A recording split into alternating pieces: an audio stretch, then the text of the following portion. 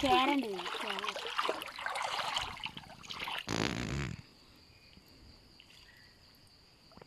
മീന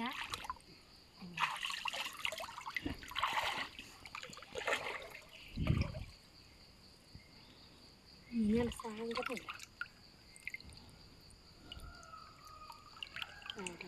വലിച്ചൂടി നമ്മൾ നടക്കുമ്പോ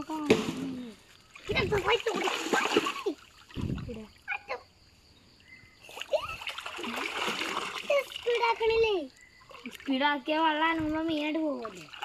പിന്നെ അങ്ങോട്ട് പോയി